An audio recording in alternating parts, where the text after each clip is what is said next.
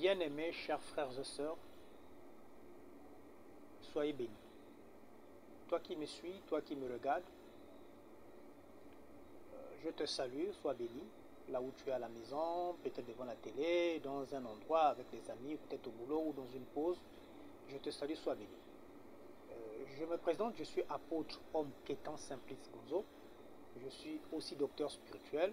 Ça veut dire que je traite, je consulte, je soigne les gens, les malades, des maladies d'origine mystique, d'origine spirituelle, des maladies qui sont liées à la sorcellerie, qui sont liées à des envoûtements, à des malédictions, des maladies que l'hôpital parfois détecte mais n'arrive pas à soigner, des maladies que l'hôpital a du mal à trouver des solutions, des maladies qui nécessitent la prière, nécessitent les soins autres que les traitements de l'hôpital. Alors, je viens par cet audio, par cette vidéo, vous parler d'une histoire réelle, incroyable mais vraie. C'est l'histoire d'une jeune personne qui habite ici à Libreville au Gabon, mais qui est venue me voir en consultation et parce que sa vie ne marche pas comme elle souhaite. Rien ne prospère dans sa vie, les activités ne prospèrent pas, pas de mariage, pas d'emploi stable, et même la santé est menacée. Mais chose bizarre, c'est qu'elle a constaté que sa propre mère qui l'a mis au monde ne l'aime pas.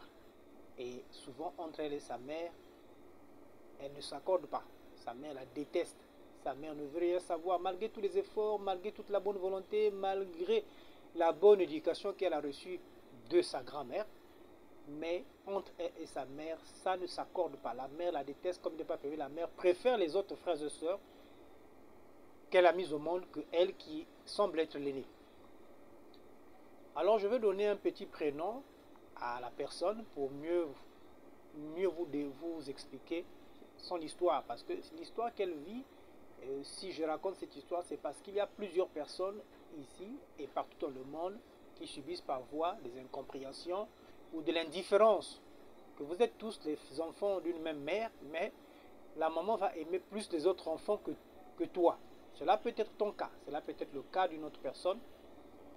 Et je raconte cette histoire afin que vous sachiez comprendre ce qu'il faut faire et ne pas rester toujours dans les pleurs et les plaintes, mais se lever à chercher votre vie. Donc je vais lui donner le nom de Claude, le prénom de Claude.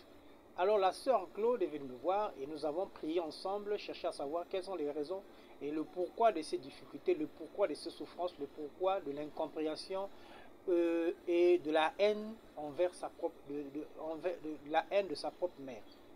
Donc je rappelle que je suis apôtre, je reçois les gens en consultation, j'aide les gens à découvrir leur génie de naissance, leurs anges gardiens, leurs bons ancêtres, la source et la cause de leurs problèmes, les missions pour lesquelles ces gens-là sont venus sur la terre et ce qu'ils doivent savoir comment être en communion, en harmonie avec ces guides. Donc j'aide aussi des gens qui veulent devenir comme moi afin d'aider les gens partout dans le monde. Donc je les encadre, je les forme jusqu'à ce que je les consacre afin qu'ils accomplissent leur travail, leur mission.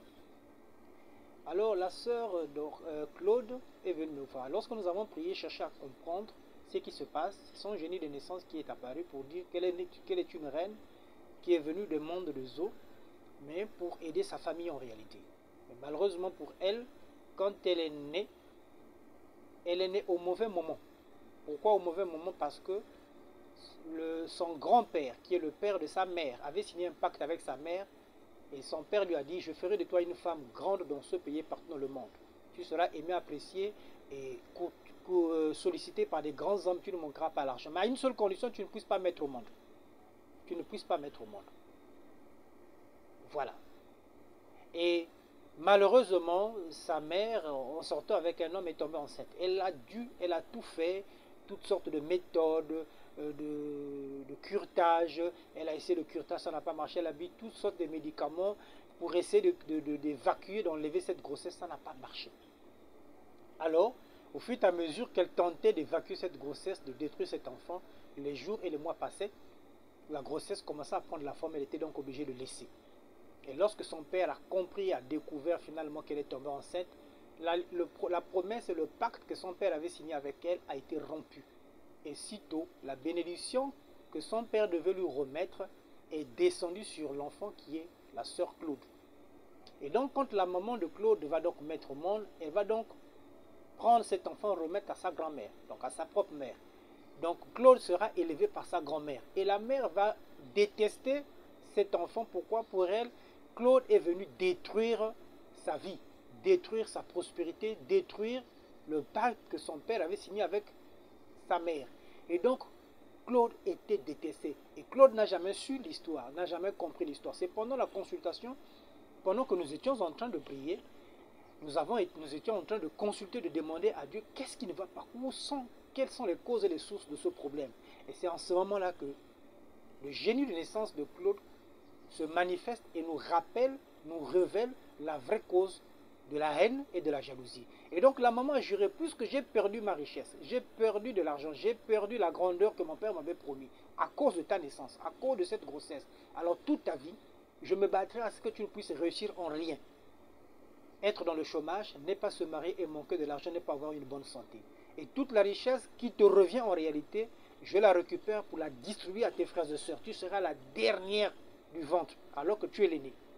Tu es la tête, mais tu seras la queue. Et donc, sa maman va monter en vampire pour contrôler, bloquer, persécuter la vie de la sœur Claude. Et c'est comme ça que lors de la consultation, Claude a découvert la cause réelle de ces persécutions. Et nous avons ensemble avec Claude entamé un processus de restauration, un processus de récupération de son étoile, de récupération de sa bénédiction. Parce qu'en tant que reine, venant d'un royaume des eaux, elle était venue avec sa propre couronne, avec sa propre gloire, avec ses propres bénédictions. Mais à cause du fait qu'elle est venue au mauvais moment, qu'elle est née au mauvais moment, au moment où sa mère avait signé un pacte et avait pour interdiction de ne pas mettre au monde, et c'est ce qui a causé des difficultés qu'elle est en train d'endurer. Et donc nous avons établi un processus. Le processus consistait à faire d'abord la délivrance, c'est-à-dire chasser cet esprit de contrôle et de persécution qui était envoyé et commandé par sa propre mère, le mettre hors d'état de nuire, et en plus aller faire la restauration, donc aller dans le monde spirituel, récupérer toute la bénédiction de Claude qui était sous le contrôle de sa mère et qui avait été distribuée et repartie parmi ses frères et sœurs. Et ce travail a été fait grâce, gloire à Dieu et merci Seigneur. Aujourd'hui, nous sommes en train d'observer l'épanouissement de la vie de Claude. Donc, vous êtes assez nombreux sur la terre qui connaissez des situations de ce genre. Vous venez avec des bénédictions. Parfois, vous venez naître dans des familles où il y a des lois qui existent et votre présence peut perturber ces lois. Et en fonction de cette perturbation, vous qui êtes venu pour bénir la famille, pour mener une vie glorieuse, vous vous retrouvez dans une situation de guerre, de conflit, de persécution sans suite. Donc, je vous encourage, frères et sœurs, de vous lever pour votre vie. Je suis à Libreville en mission. Je réponds au 077 86 48 52, 077 86 48 52, 077 86 48 52. Donc j'aide par les consultations, que vous soyez à l'étranger et ici ailleurs. On peut par WhatsApp, on peut par meeting de Google faire une consultation afin de découvrir quels sont les guides qui vous accompagnent, quels sont les bons génies, les bons ancêtres et les bons anges qui vous accompagnent, d'où est-ce que vous venez, quelle est votre mission de vie. Parce que quand tu ne sais pas qui tu es, d'où est-ce que tu viens et ce que tu es venu faire sur la terre, et lorsque tu ne sais pas les guides et les êtres de lumière qui t'accompagnent, alors souvent tu vas faire des activités qui ne correspondent pas à ta destinée, et cela met des frustrations, des difficultés, des persécutions, des blocages. Tu peux par exemple te retrouver dans une situation ou en train de faire une activité qui est opposée à ta destinée. Alors, tu as du mal à prospérer. Tu peux parfois te trouver dans des pays qui ne correspondent pas à ta destinée. Alors, tu vas connaître la souffrance. Tu devais être dans tel pays, mais tu te retrouves dans un autre pays. Alors, tu es surpris de voir que tout ce que tu fais ne prospère pas, ne réussit pas. Cherche à te connaître, lève-toi pour ta vie, car nous sommes sur la terre pour prospérer. Vous pouvez lire Matthieu chapitre 17. Vous allez voir qu'il y a des gens qui viennent et qui reviennent sur la terre. C'est le cas du prophète Élie, qui avait vécu dans une certaine période, mais qui est revenu pour deux missions. La première mission, celle de préparer le chemin du Christ. Et la deuxième mission, c'était de venir payer son karma. Parce que c'est vrai qu'il était prophète, mais seulement il avait commis une erreur.